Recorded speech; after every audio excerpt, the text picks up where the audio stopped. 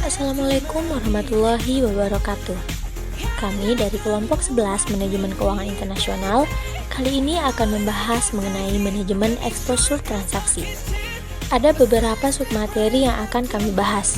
Yang pertama, mulai dari pengertian eksposur transaksi. Eksposur adalah seberapa jauh suatu perusahaan dipengaruhi oleh perubahan kurs valuta asing secara umum. Salah satu jenis eksposur yaitu eksposur transaksi. Eksposur transaksi adalah tingkat ketidakpastian bisnis yang terlibat dalam wajah perdagangan internasional. Eksposur transaksi merupakan resiko terganggunya aliran kas perusahaan di masa mendatang akibat fluktuasi kurs valuta asing. Eksposur transaksi mengukur perubahan nilai kewajiban finansial yang terjadi sebelum ada perubahan kurs valuta asing. Pusat perhatiannya adalah pada perubahan aliran kas dari akibat kontrak yang telah ditandatangani. Eksposur transaksi mencakup keuntungan dan kerugian yang terjadi ketika menyelesaikan transaksi luar negeri yang berhubungan dengan penyelesaian transaksi tertentu, seperti penjualan kredit pada satu nilai tukar ketika kewajibannya dicatat pada nilai tukar lainnya. Dalam semua transaksi, istilah eksposur transaksi biasanya digunakan dalam hubungannya dengan perdagangan luar negeri, yaitu impor atau ekspor tertentu dengan menggunakan kredit rekening terbuka atau open account credit. Eksposur transaksi ini timbul karena beberapa hal. Yang pertama, pembelian atau penjualan barang atau jasa secara kredit, di mana harganya dinyatakan dalam valuta asing. Yang kedua, peminjaman atau pemberian pinjaman dana di mana pembayaran bunga dan cicilan utang dibuat dalam mata uang asing. Ketiga, menjadi suatu kelompok kontak forward yang tidak jadi. Dan yang keempat, memperoleh aktiva ataupun mendatangkan kewajiban yang didenominasi dalam valuta asing. Eksposur transaksi paling umum muncul adalah bila suatu perusahaan memiliki aktiva atau pasifa yang didenominasi dalam mata uang asing. Jika eksposur transaksi eksis, perusahaan memiliki tugas penting, yaitu mengidentifikasi besarnya eksposur transaksi, memutuskan perlu tidaknya menghedge sebagian atau seluruh eksposur, dan jika memutuskan untuk menghedge sebagian atau seluruh eksposur transaksi, perusahaan harus memilih berbagai teknik hedging yang tersedia. Materi selanjutnya yaitu resiko eksposur transaksi. Resiko eksposur transaksi umumnya hanya berdampak pada satu sisi transaksi. Hanya bisnis yang menyelesaikan transaksi dalam mata uang asing yang dapat merasakan kerentanan. Entitas yang menerima atau membayar tagihan menggunakan mata uang asalnya tidak memiliki resiko yang sama. Biasanya, pembeli setuju untuk membeli produk dengan menggunakan uang asing. Jika ini masalahnya, bahayanya adalah mata uang asing akan mengalami apresiasi, membuat pembeli mengeluarkan biaya lebih dari yang mereka anggarkan untuk barang tersebut. Selanjutnya adalah teknik-teknik menghilangkan eksposur transaksi. Teknik yang pertama yaitu hedging memakai futures. Kontrak currency futures dapat digunakan oleh perusahaan-perusahaan yang ingin menghedge eksposur transaksi, serupa dengan kontrak forward. Kontrak forward lebih umum bagi transaksi-transaksi bernilai besar, sementara kontrak future lebih cepat bagi perusahaan-perusahaan yang ingin menghedge eksposur transaksi yang bernilai kecil. Yang kedua adalah hedging memakai forward. Kontrak forward sering digunakan oleh perusahaan-perusahaan besar yang ingin melakukan hedging. Untuk melakukan hedging memakai kontrak forward, perusahaan multinasional harus membeli kontrak forward untuk valuta yang sama dengan valuta yang mendominasi kewajiban di masa depan. Yang ketiga adalah hedging memakai instrumen pasar uang. Untuk hedging memakai instrumen pasar uang ini dibedakan menjadi dua. Yang pertama, hedging hutang memakai instrumen pasar uang. Dalam banyak kasus, perusahaan lebih suka menghedge hutang tanpa menggunakan saldo kas mereka.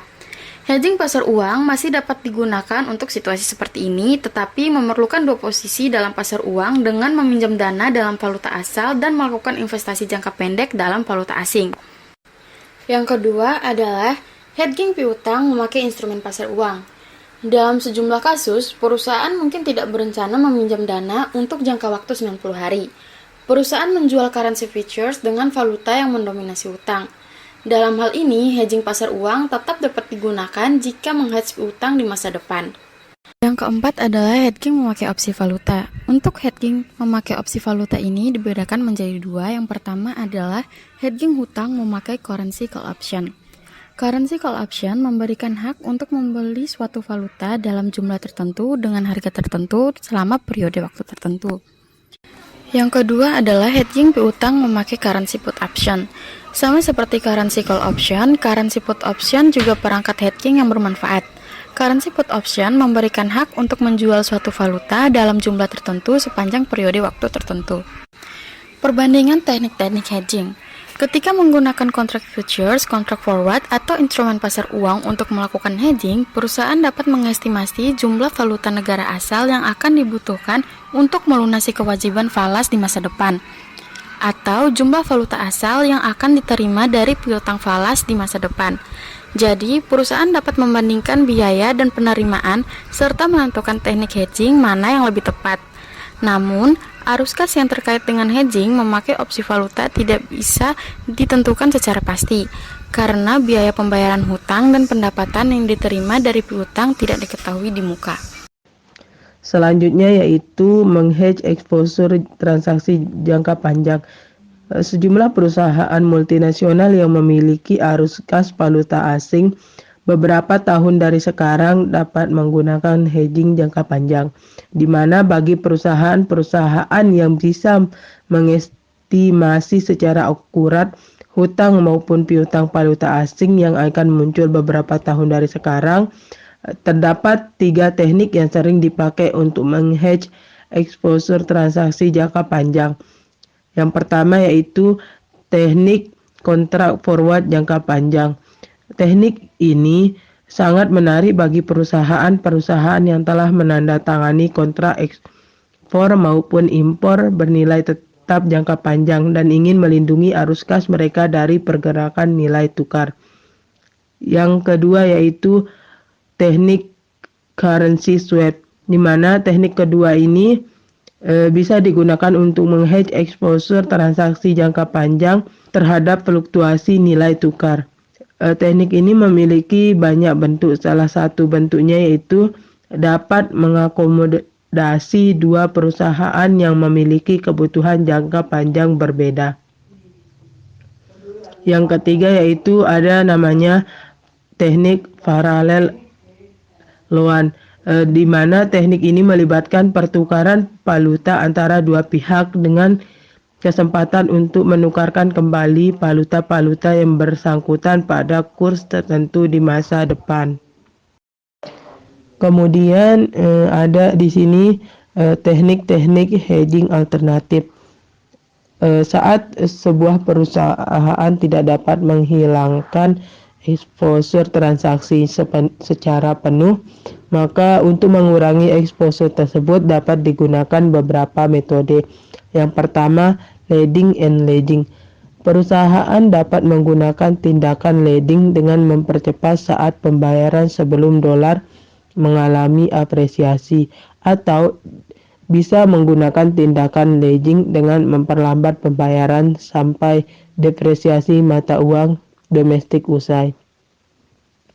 Yang kedua yaitu cross hedging, di mana cross hedging ini merupakan metode umum yang dipakai untuk mengurangi exposure transaksi pada saat suatu valuta tidak dapat di-hedge.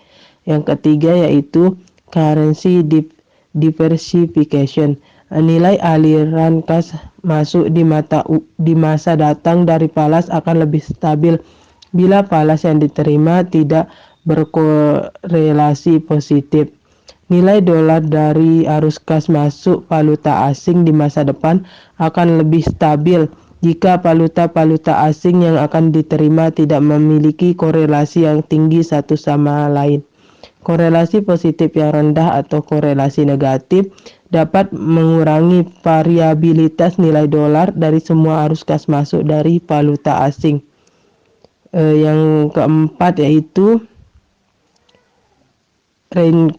reinforcing center, di mana suatu cabang perusahaan mengelola pada suatu lokasi semua exposure transaksi dari perdagangan intra perusahaan.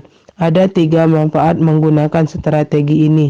Yang pertama yaitu manajemen dari semua eksposur transaksi atas penjualan intraperusahaan dipusatkan pada satu lokasi. Terus yang kedua, dengan menjamin kurs atau order di masa depan, pusat ini dapat menentukan biaya pada mata uang lokal sebelumnya. Terus yang selanjutnya, pusat ini mampu mengelola aliran kas intraperusahaan termasuk mempercepat dan memperlambat pembayaran. Sekian yang dapat kami paparkan. Semoga bisa bermanfaat untuk kita semua. Terima kasih. Assalamualaikum warahmatullahi wabarakatuh. Get it?